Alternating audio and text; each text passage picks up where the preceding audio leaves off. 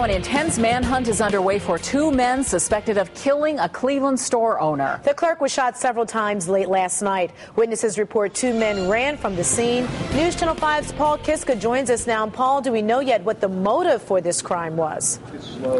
Well, it appears robbery was the motive for this fatal shooting. Now, a vigil is planned for 9 o'clock tonight right here in front of this convenience store at West 35th and Daisy. And as you can see, the memorial continues to grow for the man neighbors and friends called Steve. I just think they did it because of his size. They were afraid of him. He didn't have no gun. Mashad Atallah's cousin wants the killers caught before they kill again. He would have gave him the money if he had to, you know?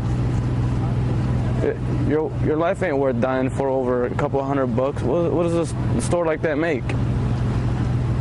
And I just hope to God they catch the people that did it. Police say Atallah was shot and killed inside his convenience store around 10:30 last night during an apparent robbery. People who live around West 35th and Daisy called Atallah Steve and say they treated each other like family. If you didn't have all the money for what you needed, he'd tell you to bring it back, but you could still have what you needed.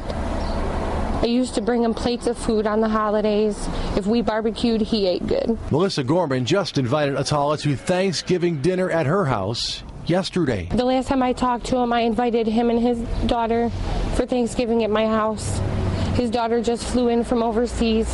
He hasn't seen her in a few years, and he didn't have anywhere to go. I hope they catch them and they spend the rest of their lives in jail.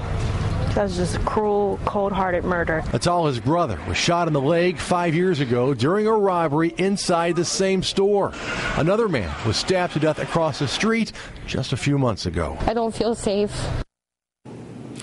All right, now a witness says they saw two men running from this convenience store shortly after gunfire and believes the men were driving a two-door Chevy Cavalier, light blue in color. Anyone information about this murder has to call the Cleveland Homicide Unit at 216-623-5464, and there is a reward. Again, a candlelight vigil being planned by friends, neighbors, and family tonight in front of the store at 9 o'clock tonight. We'll have a crew there. Reporting live from Cleveland's West Side, Paul Kiska, News Channel 5. All right.